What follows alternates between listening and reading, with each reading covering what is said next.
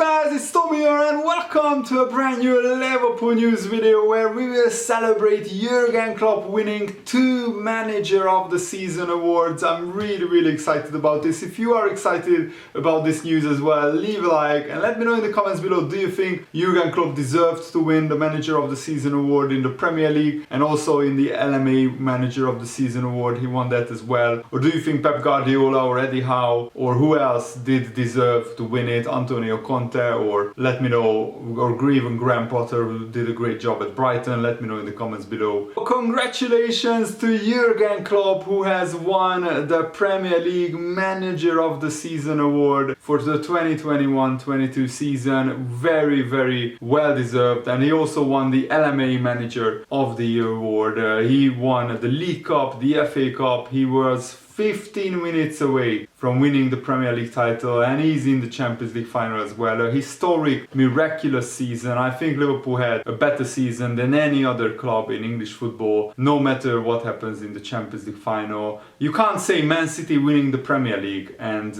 not winning anything else is a better season than Liverpool winning 2 trophies, finishing second by a point, and being in the Champions League final is a worse season than Man City's season. I think Liverpool had the best season, no matter what happens in Paris. And also, Jurgen Klopp wins these awards the second time in a season. He won it in the 2019-20 season where Liverpool won the Premier League by 99 points. But I think Jurgen Klopp deserves it. And this is what Jurgen Klopp said after winning the Manager of the Season award. It's a great honor and it was an insane season. The last match day when only 2 games were meaningless, and in the rest we all played for absolutely everything. It was a bit nervy. It wasn't the best outcome for us, but we are already over it. When you win a prize like this, you are either a genius or you have the best coaching staff in the world. And I'm here with 4 of my coaching staff. They know how much I appreciate them. And this award being voted for by my colleagues is obviously the most important prize you can get as an individual, as a manager. Jurgen Klopp said, I don't believe in individual prizes in football generally.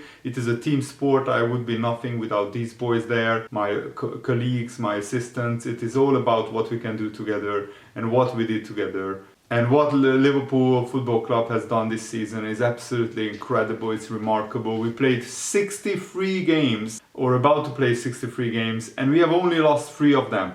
That's an absolutely incredible achievement. So congratulations to Jurgen Klopp. He is the best manager in the Premier League. Pep Guardiola would never ever be able to do what Jurgen Klopp has done at Mainz, at Dortmund and at Liverpool. Pep Guardiola is just a checkbook manager who walks into the best clubs in the world with the best squads, and yes, he wins trophies, he wins titles. He has won 10 league titles in his last 13 seasons. He's a great manager, but he's not as good as Jurgen Klopp. He's probably the 2nd best manager in world football, and I also rate Ancelotti and Thomas Tuchel almost on the same level as Guardiola and Jurgen Klopp, but just a level below them. And I think that Jurgen Klopp, what he built and the players that he made world class, and that's the thing. Pep Guardiola also improves players, but he doesn't sign mediocre players who become world class under his wing. He signs world class players and makes them better, yes, but they are already world class players. Kevin De Bruyne was already a world class player. He cost 60 million. You know, Kyle Walker, Ruben Dias, Joao Cancelo, these are 50 million pound fullbacks and centre backs, Jean Laporte as well. So it's not exactly an Andy Robertson from Hull City for 7 million, or a Trent Alexander-Arnold coming through from the youth academy, or a Joel Matip on a free transfer. Yes, Virgil van Dijk cost a huge amount, but he is the exception and not the rule at Liverpool. Joe Gomez cost a couple of million from Charlton. There are so many stories like this, and Jurgen Klopp made these players world class. So that's my point. He deserves to be the best manager, and he deserves to be the manager of the season. Also, what do you think about Valverde, the Real Madrid player, branding Mo Salah's talk of wanting revenge against Real Madrid as being disrespectful? How is a footballer giving his honest opinion about the Champions League final disrespectful when he said really nothing disrespectful? He said that the Real Madrid Champions League final loss was one of his toughest moments in his career. To go off injured in the Champions League final and also before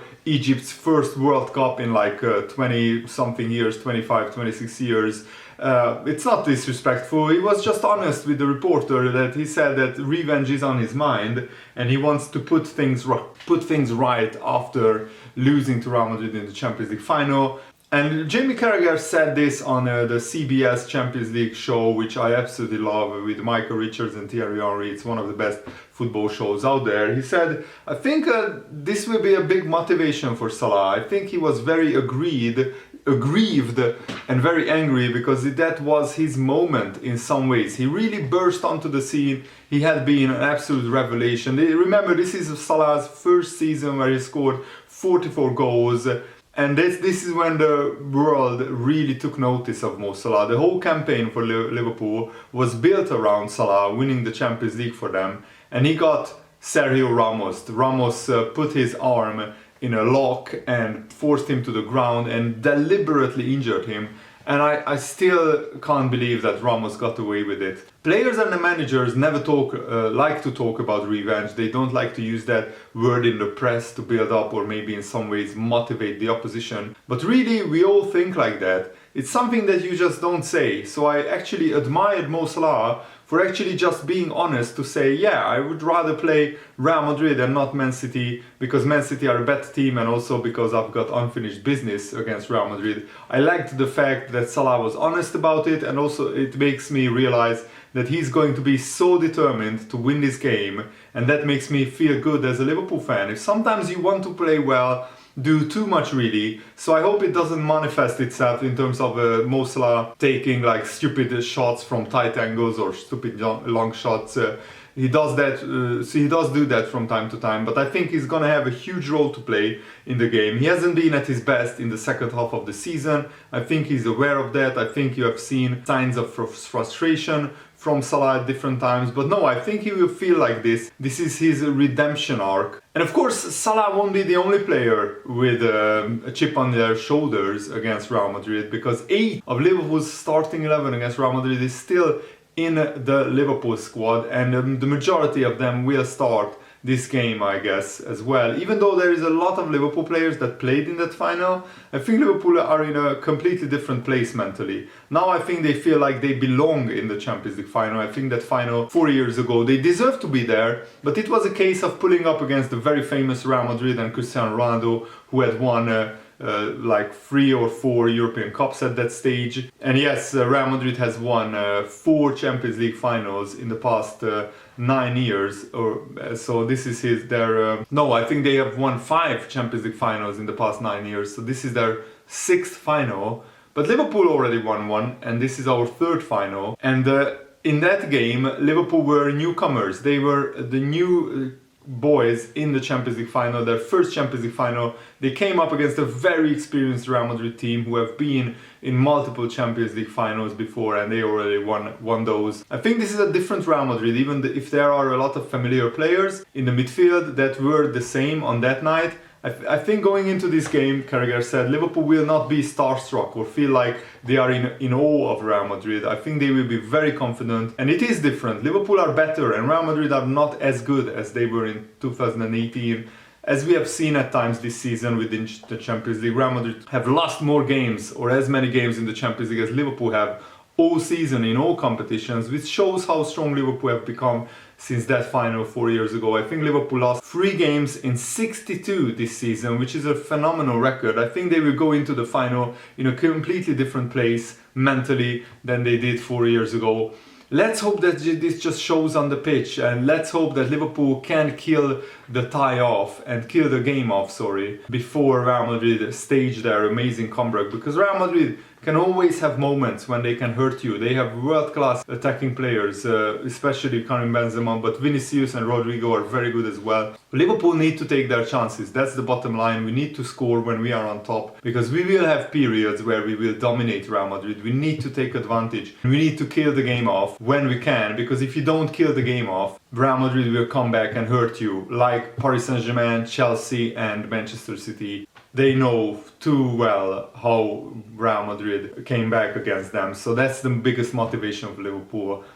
Kill the game off when you are on top and take your chances. And I think Liverpool will be very, very sharp. We have a 1 week rest before this final, which is very, very important. That's it for today's video. I really hope that you guys enjoyed this. I had a lot of fun making it. Thanks for watching. Have a nice day. See you later. Goodbye.